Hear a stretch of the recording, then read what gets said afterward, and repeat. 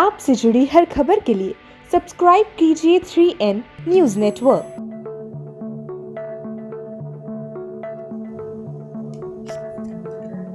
देश के कई राज्यों में कोरोना की बढ़ती रफ्तार ने केंद्र के माथे पर शिकन ला दी है। केंद्रीय स्वास्थ्य मंत्रालय ने कहा है कि महाराष्ट्र में 1 लाख से ज्यादा एक्टिव केस टेंशन बढ़ा रहे हैं।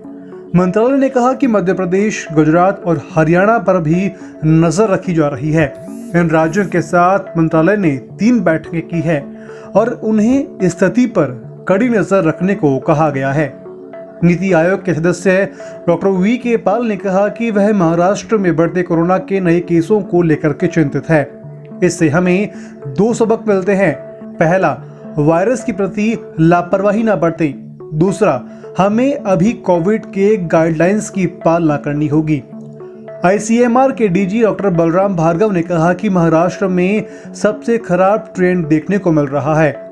उन्होंने कहा कि यहां मिले कोरोना के नए वायरस का असर नहीं दिख रहा, बल्कि टेस्टिंग में कमी और बड़े पैमाने पर कोविड गाइडलाइंस पर लापरवाही दिख रही है।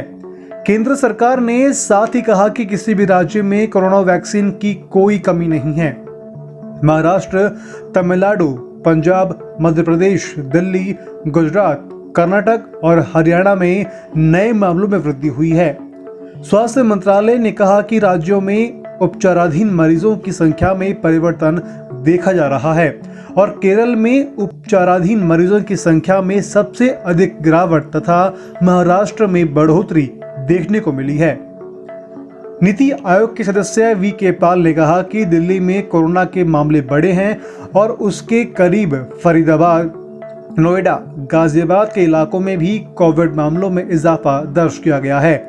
बहुत सतर्क रहने की जरूरत है और हम सभी को आगाह करते हैं कि उन्होंने कहा कि महाराष्ट्र के बढ़ते हुए मामलों के पीछे नया स्ट्रेन नहीं है, बल्कि कोविड-19 टेस्ट में कमी, लापरवाही, शादियों और आयोजनों का सीजन जैसे कारक शामिल हैं। स्वास्थ्य मंत्रालय ने कहा कि महाराष्ट्र, केरल, पंजाब, कर्नाटक, गुजरात और तमिलनाडु से लगातार कोविड-19 के ज्यादा मामले आ रहे हैं और पिछले 24 घंटे में देश में सामने आए कुल मामलों में इन 6 राज्यों की हिस्सेदारी 85.91% रही है।